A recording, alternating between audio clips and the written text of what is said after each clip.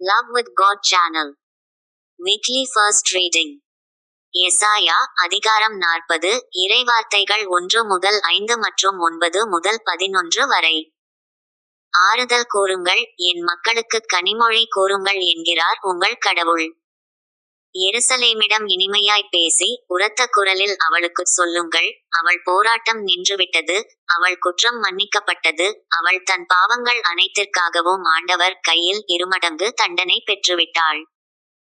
குரலொலி ஒன்று முழங்குகின்றது, பாலைநிலத்தில் ஆண்டவருக்காக வழியை ஆயத்தமாக்குங்கள், பாழ்நிலத்தில் நம் கடவுளுக்காக நெடுஞ்சாலை ஒன்றைச் சீராக்குங்கள்.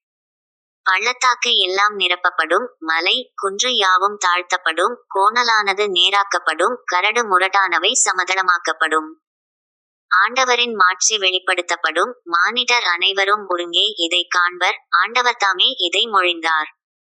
சீயோனே, நற்செய்தி தருபவளே, உயர்மலை மேல் நின்றுகொள். எருசலேமே, நற்செய்தி உரைப்பவரே, உன் குரலை எழுப்பு, அஞ்சாதே. இதோ உன் கடவுள் என்று யூதா நகர்களிடம் முழங்கு. இதோ என் தலைவராகிய ஆண்டவர் ஆற்றலுடன் வருகின்றார், அவர் ஆற்றலோடு ஆட்சி புரிய இருக்கிறார். அவர்தம் வெற்றி பரிசை தம்முடன் எடுத்து வருகின்றார், அவர் வென்றவை அவர் முன் செல்கின்றன. ஆயனைப் போல் தம்மந்தையை அவர் மேய்ப்பார், ஆட்டுக்குட்டிகளை தம் கையால் ஒன்று சேர்ப்பார், அவற்றை தம் தோளில் தூக்கிச் சுமப்பார், சினையாடுகளை கவனத்துடன் நடத்திச் செல்வார். இது ஆண்டவர் வழங்கும் அருள்வாக்கு. இறைவா, உமக்கு நன்றி.